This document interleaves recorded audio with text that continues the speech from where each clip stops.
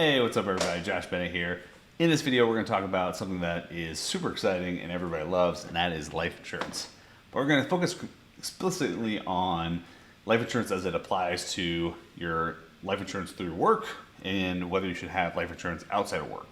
So, I mean, life insurance is obviously an immense topic, and there's lots of different types of life insurance and a lot of different variables with all those different types of life insurance, but we're going to solely focus on just whether you should have life insurance through work or outside of work or potentially both.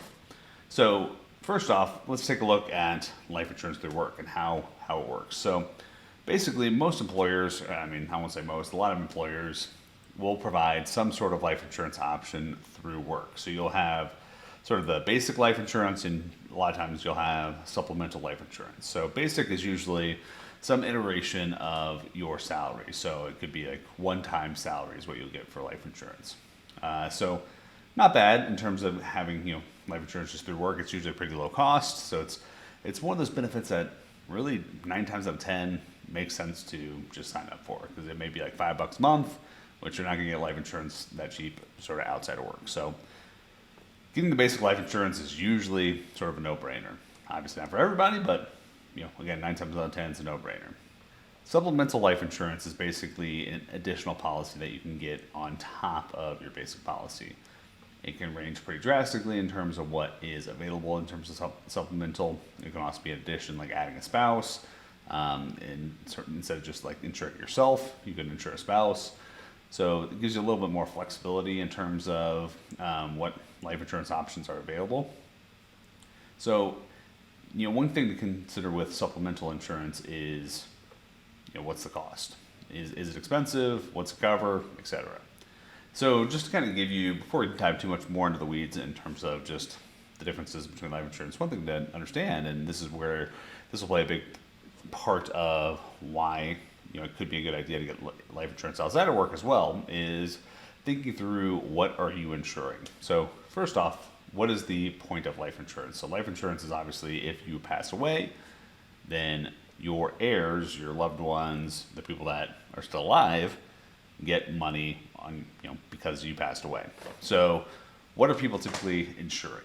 So one is, if you're married, you're typically insuring the fact that you've been planning this future together, especially financial future together with a spouse, and they may no longer have, or they're obviously not going to have your income anymore because you passed away. So they're not going to have your income anymore, so they may be stuck with a mortgage they can no longer afford. They could be stuck with kids and stuff that they can't afford college, and all these financial goals that you guys had that they may not be able to achieve anymore without your salary. So life insurance goes to supplement your salary. You can go to do things like pay off debts, such as pay off a mortgage or fund kids' colleges, or it can even be used just to pay estate taxes. So if you built up enough net worth and you're beyond the estate tax exclusions, or let's say in the future estate tax exclusions change, which has been a big point of contest with the Biden tax structure and things like that. So that could change. And if you don't know what an estate tax exclusion is, it's basically how much money you can have when you die before you start getting taxed, going to your heirs. But anyways, so I digress there. So basically, when it comes to life insurance, there's a lot of different things that it can really fund, but basically, there's some rules of thumb when it comes to how much life insurance should you have. So different rules of thumb basically say typically 5 to 10 times salary. So whatever you're making in a year, times that by 10, that's how much life insurance you should have. Other schools of thought basically believe that 10 years of salary plus, say, paying off a mortgage or funding any specific goals, etc.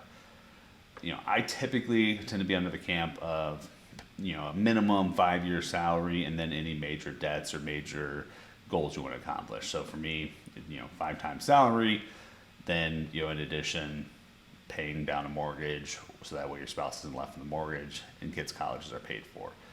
That way, in a typical scenario, at least what I've seen from my experience, anything that goes beyond 5 years, whether you want to or believe it or not, people move on. That may not always be the case, but 5 years tends to be a good hurdle point for spouses to sort of move on. Again, not always the case, but I think that, and especially if you're leaving them with no mortgage and no, not needing to pay for kids' colleges or things like that, I think that's a good amount. Okay, so that takes care of how much life insurance you should have. Circling back to employer, here's where it gets tricky. So employer one, most times employers are not going to give you up to 5 times salary. They may, but more often than not, they're not. It's going to be 1 or 2x times salary. So you're probably going to be pretty underinsured by just having the employer's life insurance by itself. But another reason that you should consider life insurance outside of work is because the situation we're in today with COVID is a prime example. So during COVID, we saw a lot of situations where people lost their job, they caught COVID, they passed away. Or maybe they didn't catch COVID, they just passed away in general, but lost their job due to COVID. So, when you lose your job, you also lose your life insurance if the life insurance policy was through work. So that's a key variable there. It doesn't transfer from one job to another. If you leave one job that has really good life insurance and go to another job that either doesn't have it or has really poor life insurance, well, you sort of have to live with that. So that's another reason that you want life insurance outside of work, is basically because no matter what happens, your life insurance transfers with you. So it's tied to you, it's not tied to your employer. So you lose your job, as long as you're still making premium payments, you still have life insurance. So getting life insurance outside of work is something that's really important. Should you have both? I tend to think so. And having both may give you, allow you to get less outside of work. But at least if you have some outside of work, you may not be fully covered if you lost your job, but at least you'd be mostly covered if you lost your job. I personally believe, though, that whatever those numbers that we're talking about of like 5 times salary, et cetera, I think you should have all of that not tied to any employer. Any employer money, because life insurance through employers is typically so cheap, consider that icing on the cake. That's just leaving your heirs with some extra bankroll to make it through life. But tie your goals to what's tied to you.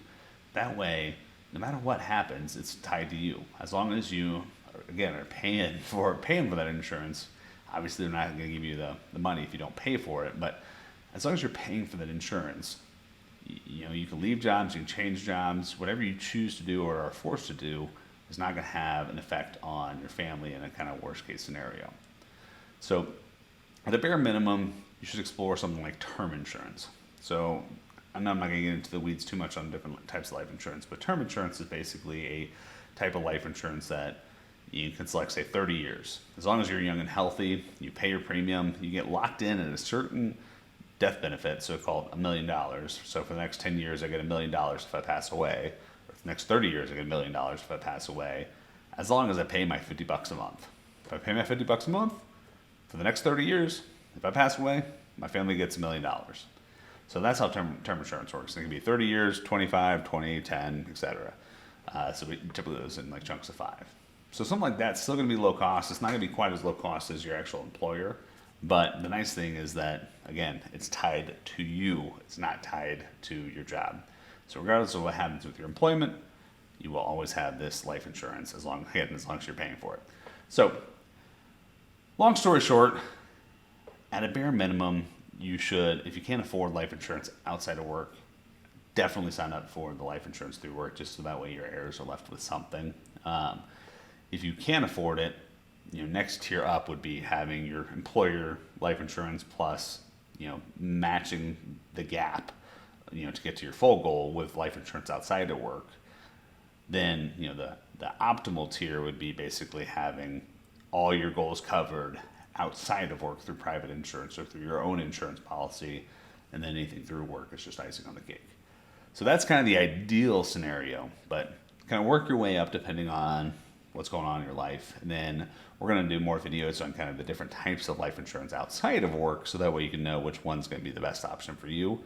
For most people starting out, term insurance tends to be the easiest and quickest, but we'll kind of get into some of those other types in a later video. But again, those are kind of tiers. So start out at bare minimum having your employer coverage, but get to a position where you can have all your goals covered through private insurance outside of work. That way, no matter what happens, you're always insured.